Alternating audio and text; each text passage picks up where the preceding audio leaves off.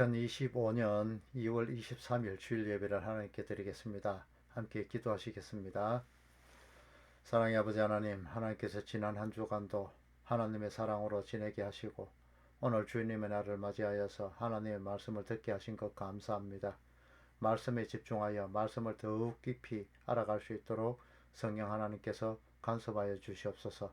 그리스도의 신 예수님 이름으로 기도드립니다. 아멘. 지난주에는 시내산에서 하나님께서 이스라엘 백성에게 주신 계명 중 제6계명인 살인하지 말라에 대하여서 신약의 예수님께서 이것을 어떻게 해석해 주시는가에 대해서 공부해 보았습니다. 오늘은 시내산 언약 가운데 제7계명인 간음하지 말라는 계명은 또 어떤 뜻을 품고 있는지 이것에 대해서 공부해 보도록 하겠습니다. 말씀은 출애굽기 20장 13절부터 17절까지의 말씀입니다. 함께 봉독하겠습니다. 살인하지 말라, 간음하지 말라, 도둑질하지 말라, 네 이웃에 대하여 거짓 증거하지 말라, 네 이웃의 집을 탐내지 말라, 네 이웃의 아내나 그의 남종이나 그의 여종이나 그의 소나 그의 낙이나 무릇 네 이웃의 소유를 탐내지 말라. 아멘. 지난주 살인이라는 계명은 살인하지 말라는 계명의 살인이라는 것은 그 인간의 도덕적 법률적 개념을 훨씬 뛰어넘는 개념으로서 실제 살인이 일어나기 전의 것으로 살인으로 이어지게 되는 인간의 마음의 상태인 남을 모욕하고 미련한 놈이라 하는 그것만으로 이미 살인한 것이다 라고 그렇게 말씀하는 것이다는 것을 공부해 보았습니다. 요즘 한참 말이 많은 직장 내의 괴롭힘, 학교 괴롭힘, 학폭, 또 인터넷 문자 테러 같은 것 역시 예수님의 이 해석에 의하면은 살인의 범주에 들어가는 것이 맞겠죠. 그래서 이번에 유명 연예인이 자살하는 사건도 있었죠. 오늘도 이러한 틀 안에서 간음하지 말라는 내용을 예수님께서 어떻게 해석해 주시는지 대해서 한번 살펴보도록 하겠습니다. 먼저 간음이라는 단어에 대해서 한번 살펴보도록 하겠습니다. 지난주에도 말씀드렸듯이 지난주가 그 전에지요. 전에도 말씀드렸듯이 원어가 나오면 또 어려운 게 왜 원어를 써? 뭐 또 유시간 책 하려고 그런 거 아니야? 뭐 이런 마음을 가지실 수 있는데 이런 마음은 접어두시고 이 원어의 그 단어가 어떤 뜻을 가지고 있는가에 대해서 한번 살펴볼 필요가 있습니다. 왜냐하면은 이것은 우리가 평소에 알고 있던 그런 성경에 기록된 단어의 내용과는 다소 다른 뜻으로 해석되어야 할 부분들이 있기 때문입니다. 우리나라 말로 이렇게 번역을 해 놓았지만 이 번역해 놓은 단어 중에서 히브리어나 헬라어에 보면은 이러한 그 단어의 해석이 다르게 해석해야 될 부분들이 있습니다. 다른 의미적으로 해석해야 될 그런 것들 말입니다. 그리고 또 이러한 그 단어에 보면은 이 단어의 저면에 흐르는 그 하나님의 뜻을 나타내는 것들이 있기 때문에 이 신약이나 구약의 성경 기자들이 이것을 이러한 단어들을 끌어서 쓴 부분들이 상당히 많이 있습니다. 이러한 부분들을 잘 이해하신다면은 성도 여러분들이 성경을 보시는 눈이 더욱 넓어지게 될 것이기 때문에 이렇게 단어를 자꾸 풀어보는 것입니다. 이 간음이라는 단어는 국어 사전적인 개념으로 윤리적, 법적으로 부적절한 성행위를 의미하는 것에 있습니다. 일반적으로 결혼 외의 성관계를 가리키고 대개 그 간통과 유사한 의미를 가지기도 하죠. 이 간음이라는 단어는 헬라어로 나아프입니다. 나아프. 이 나아프는 간음하다는 뜻이기도 하고 또 비유적으로 우상숭배하다라는 그런 뜻을 가지기도 합니다. 구약 성경에서 말하는 간음을 정의하면은 유부녀의 모든 혼외의 정사와 약혼 중에 있는 여자의 혼외 정사를 포함하고 있는 의미입니다. 그 고대 근동 다른 국가에서는요, 이스라엘을 제외한 다른 국가에서는 공적인 제사 중에 이 혼외 간음이 공인이 되어 있습니다. 신전에서 제의를 담당하는 여자가 있었는데 이 여자는 신탁을 받은 여자로 인정되었고 이 여자와 관계를 가져야만이 신의 축복을 받게 되며 자녀를 많이 낳고 또 곡식도 풍성하게 거둔다고 그렇게 믿었기 때문에 그들은 신전에서 매음행위를 하였다고 합니다. 하지만 하나님은 택하신 백성 이스라엘에 대하여서 이러한 사람들과는 구별되기를 원하셨습니다. 그들에게 이러한 행위들은 가증스러운 행위라고 그렇게 금지하시면서 내린 율법 자체가 바로 오늘 공부하게 될 간음하지 말라라는 그 내용입니다. 이 간음에 대해서 요셉은 보디발의 아내의 유혹을 받는 상황에서 이러한 행위는 악한 것이고 하나님께 죄를 짓는 행위다라고 이렇게 규정을 했습니다. 이것은 행위의 유무 그 자체의 관점이 있는 것이 아니라 하나님의 명령을 지키느냐 지키지 않느냐에 대한 그런 관점입니다. 이 간음이라는 것은 구약 성경에서 단순한 문자가 아닌 그 뜻만으로 사용되었던 것만은 아닙니다. 몇몇 본문은 그 뜻이 모호해서 문자 그대로의 간음이나 은유적인 그런 의미의 간음을 가리키거나 혹은 양자 모두를 가리키는 것으로 기록되기도 했습니다.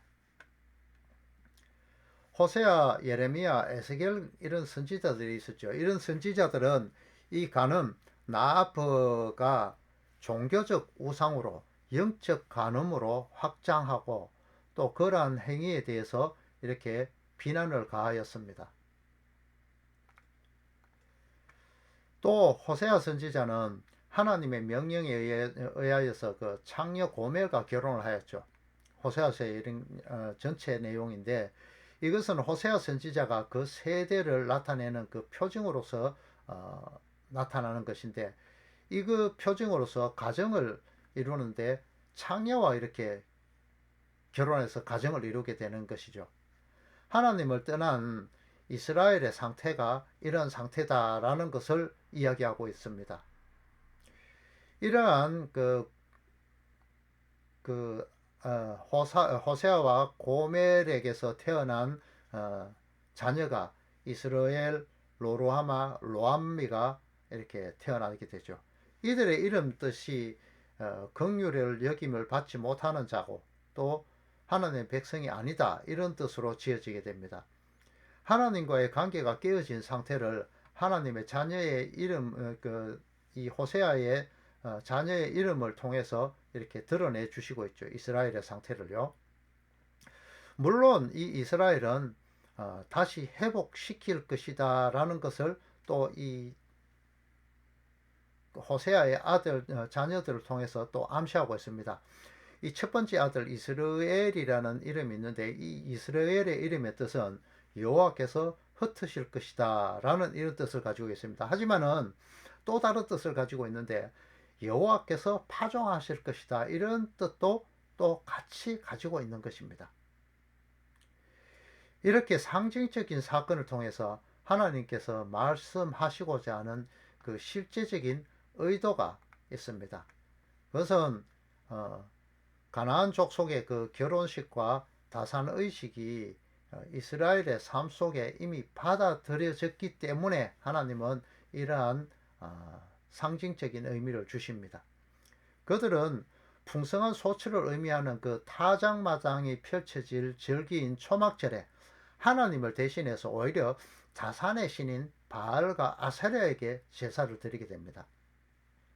이러한 행위가 남편인 하나님을 떠나 간음한 여자로 산다는 그런 의미를 가지고 있는 것입니다. 호세아 선지자가 하나님과 이스라엘 간의 관계를 결혼으로 묘사하고 가나안의 그 다산 제사를 비난하였을 때 그 감정에 실린 개념은 이스라엘의 그 배교 행위를 나타내기에 아주 적절하였습니다. 특히 매춘 언어와 결합해서 그 사용될 때에 이스라엘의 그 불신실을 나타내기에는 그보다 더 강력한 용어는 없었을 것입니다. 호세아 5장 7절 이하의 말씀을 보면 하나님은 이러한 간음을 엄중하게 다스릴 것이지만은 그러한 목적은 가늠한 여자인 이스라엘을 완전히 파멸시키는 것에 있는 것이 아니라 오히려 그들을 온전하게 회개시키는 데 있다고 호세아서 5장 3장 5절에 분명히 밝히고 있습니다. 이제 신약으로 한번 넘어가 보도록 하겠습니다. 히브리어 나아버에 해당되는 헬라어는 모이큐오입니다. 동사 이 모이큐오는 간음하는 자, 간부를 뜻하는 모이코스라는 단어에서 유래를 했습니다. 이 단어는 간음하다를 의미하며 때로는 더욱 일반적으로 여자를 유혹하다, 강간하다 또는 유혹을 당하게 하다, 간음하도록 유혹받다 라는 의미로 사용되었습니다. 그리고 아주 중요한데요. 이것이 비유적으로 뭐뭐의 불순물을 섞다라는 뜻도 가지고 있습니다.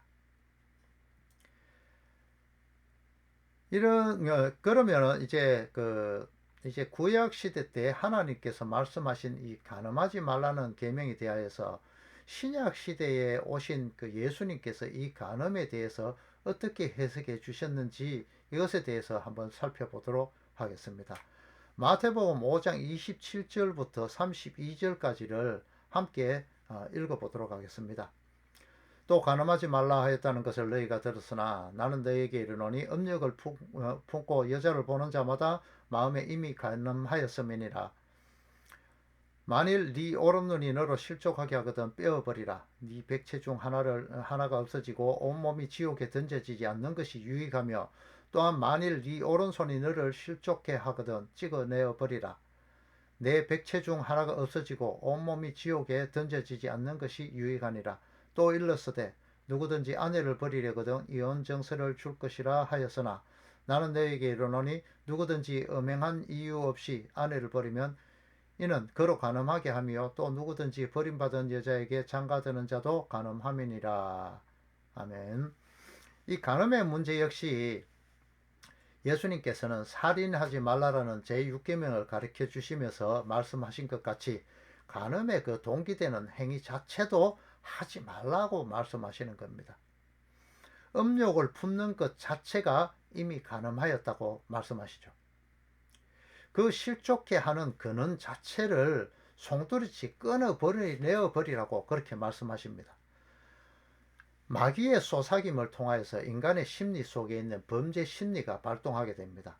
그리고 그 범죄 심리는 곧바로 실행에 착수하게 되죠. 그 범죄 심리 때문에 하나님과의 관계, 그 죄, 불순종이라는 이물질이 끼어들게 됩니다. 하나님과의 그 관계가 끊어지는 상태가 되는 것이죠. 이것이 바로 이혼의 상태라는 것입니다. 이렇게 예수님은 간음의 문제를 이혼의 문제까지로 연결하여서 말씀하십니다. 신약 시대의 유대인들의 관습에는요, 이혼이 인정이 되었습니다. 만일 아내에게 이혼을 알리는 합법적인 법률상의 절차를 밟았을 경우에는 남편은 자유롭게 아내를 버릴 수가 있었습니다. 물론 이 이혼의 합법적인 이유 자체는 좀 말도 되지 않는 경우도 많습니다. 뭐 밥을 잘못해도 이혼할 수 있고 못생겨도 이혼할 수 있는 이런 것도 포함되어 있었으니까요.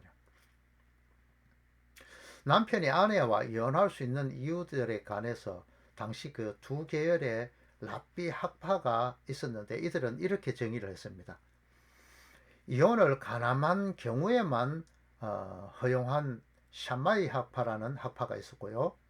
또 부부간에 서로 마음이 맞지 않는 경우조차도 이혼을 허용한 힐렐 학파가 있었는데 이렇게 그 같은 성경을 두고도 다르게 해석한 경우가 많이 있습니다. 신약 성경에서 결혼은 그 본질상 분리될 수 없는 것으로 간주되고 있습니다. 마가복음 10장 1절에서 12절에 기록되어 있는 예수님의 그 교훈은 하나님의 창조 목적이 남편과 한 몸을 이루는 데 있다는 것을 확정해 주고 있습니다.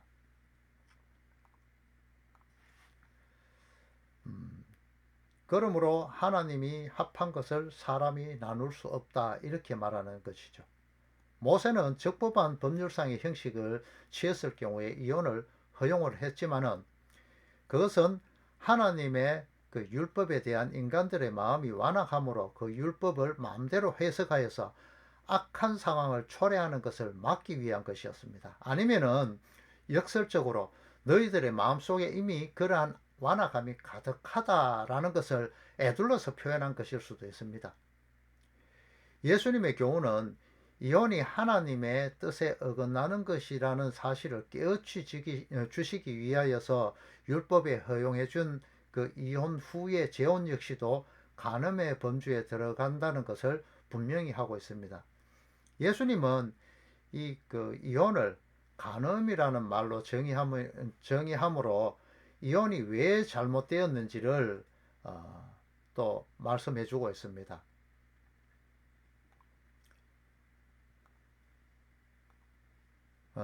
마가복음 5장 32절을 통해서 이 말씀을 해 주시죠.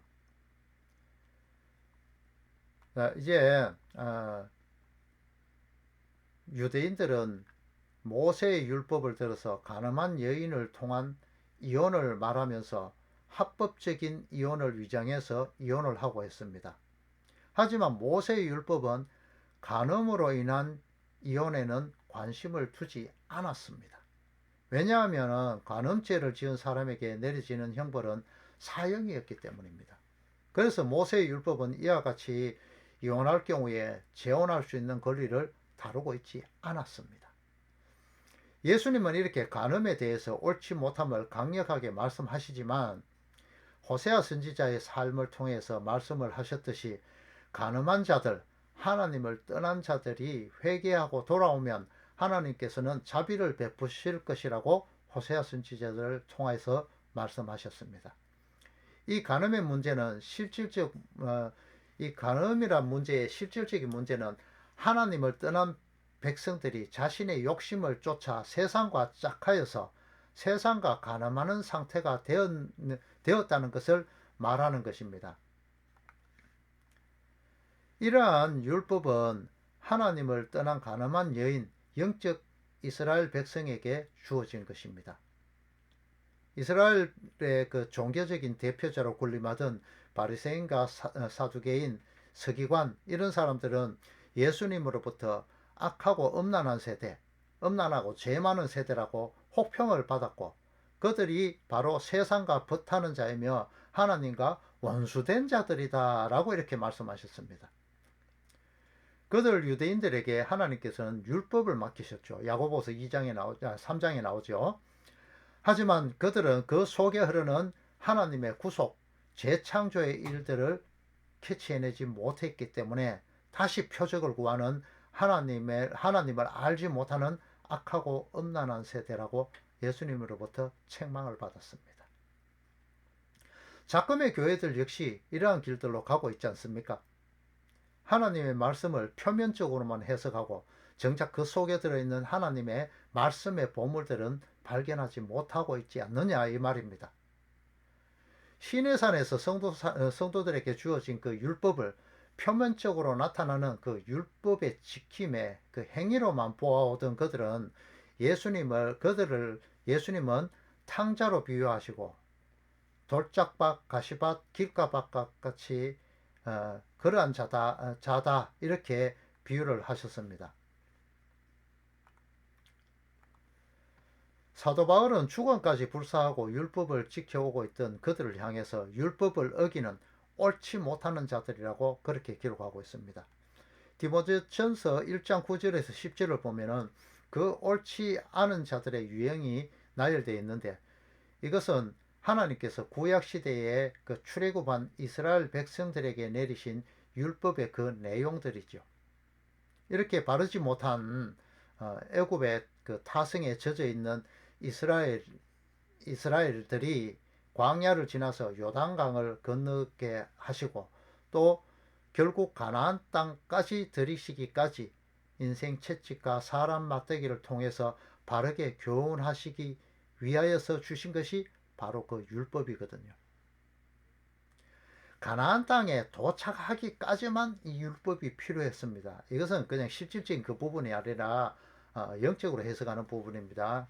그 속에 흐르는 뜻을 이야기하는 겁니다. 그 후로 가나안 땅에 도착한 이후로는 새 것인 은혜에 의해서 살아야 함에도 이스라엘은 옛 것인 광야의 율법에서 매달려 살고 있었습니다.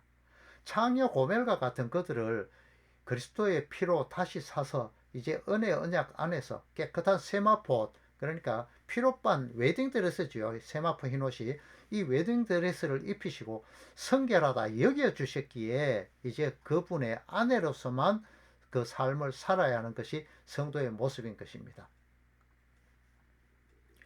간음하지 말라. 이것은 바로 예수 그리스도만 바라봐야 할 그 신부인 교회들을 향한 말씀입니다. 세상을 살아가는 성도들은 인간 세상의 모든 법과 사회 질서를 지키면 그 기본이고, 그것을 훨씬 뛰어넘는 도덕적인 기준이 아니라 말씀 기준을 가지고 살아야 한다는 것입니다.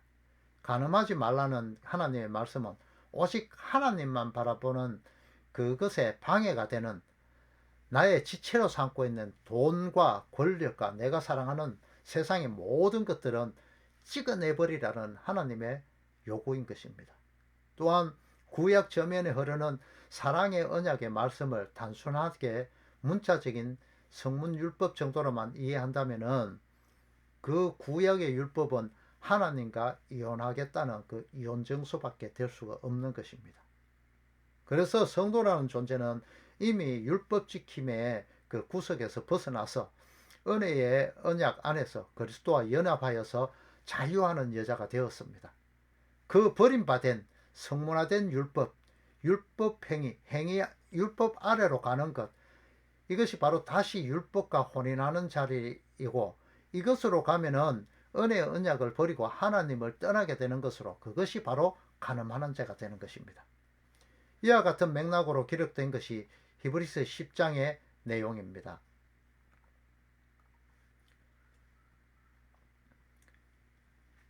내용의 길이가 길기 때문에 자막으로 전체 다는 띄우지 않겠지만은 이렇게 짧게 그 맥락 자체를 이해하도록 하기 위해서 몇몇 구절만 이렇게 띄워놨습니다. 구약의 짐승의 피로 매일 제사 드림으로써 그 죄사함을 얻었다고 간주해 주셨던 그 저면에 흐르는 휘장의 몸으로 오셔서 십자가에 찢어지시고 성소와 지성소를 하나 되게 하신 것이 바로 예수님이잖아요.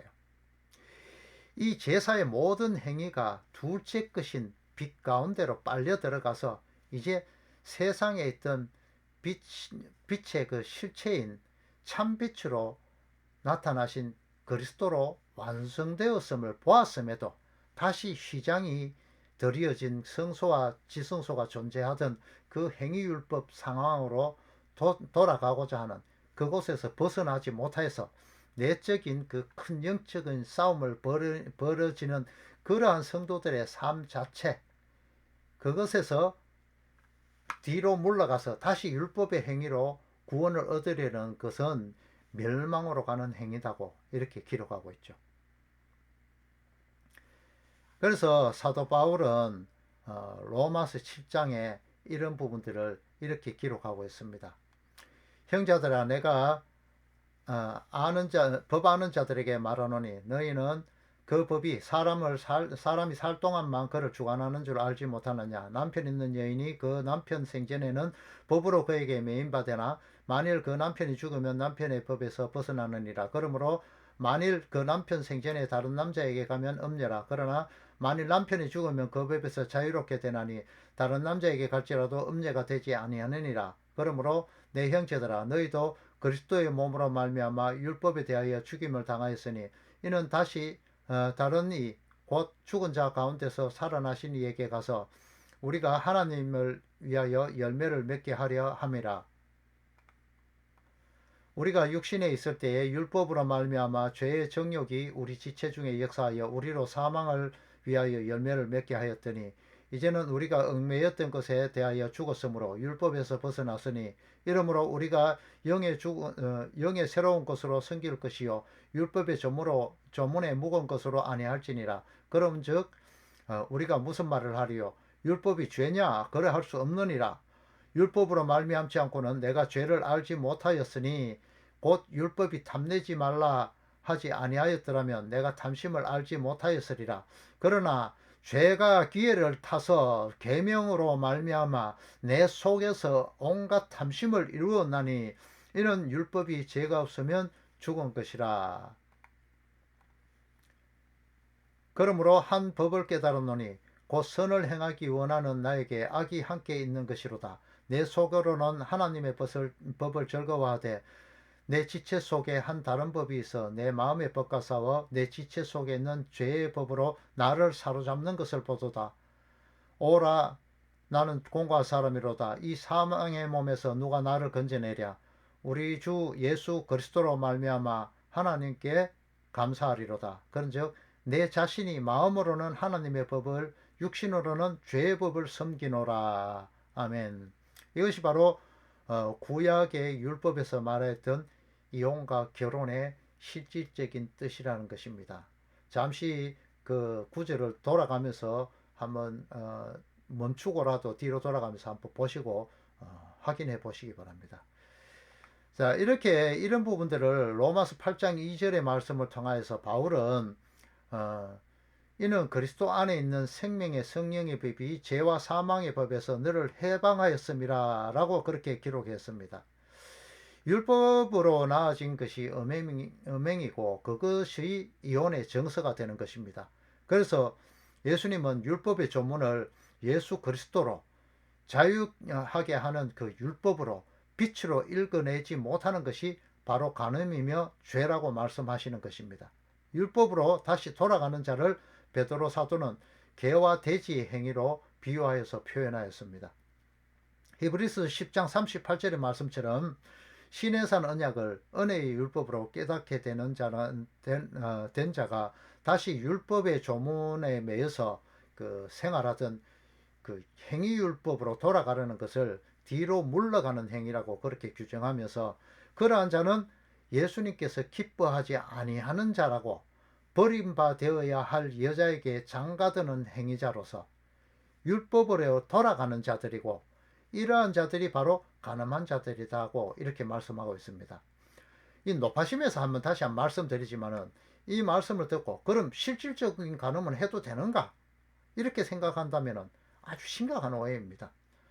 사람이 살아가는 가장 마지막 가이드라인으로 제시되는 그 법의 개념이 있죠. 그런데 이 법보다가 좀 더 광범위하게 지켜야 될 것이 바로 도덕적인 규범이었습니다. 그리고 이 도덕적인 규범보다 더 광범위하게 지켜져야 될 것이 양심이라는 것이 있죠. 하지만 이 양심보다 더 넓고 더 크고 더 많이 지켜져야 될 것이 바로 허다한 죄를 덮을 수 있는 하나님의 사랑을 담은 그 율법이라는 것을 잊으시면 안 됩니다. 그러니까 율법이 가장 상위적인 개념이라는 것이죠. 그 사랑의 실체로 오셔서 율법을 완성하신 그 은혜 언약을 완성하신 율법의 실체가 예수 그리스도라는 것을 기억하시기 바랍니다. 한 번 더 말씀드리지만은 하나님께서 주신 그 사랑의 법은 사회의 그 법, 도덕 규범과 사람의 마음에 작용하는 그 양심까지도 포함하고 그것을 훨씬 뛰어넘는 수준의 가장 큰 법이라는 것을 잊으시면 안 됩니다. 그래서 실질적인 간음의 문제 역시 포함하지만은 더 큰 영적인 간음까지를 제한하는 것으로 그 가이드라인을 벗어나면 낭떠러지야. 그것으로 가면 네가 죽는 곳이야. 라는 그 안타까움에 사랑을 담은 하나님께서 성도를 위하여서 설정하신 그 가이드라인의 그 말씀인 것입니다. 그것이 바로 율법이란 것이죠. 이것이 바로 오늘 주제의 말씀인 간음하지 말라라는 말씀의 참 뜻입니다. 제6계명의 말씀인 간음하지 말라, 이것이 어떤 의미인지 이해가 되셨습니까? 축도로 말씀을 마치겠습니다.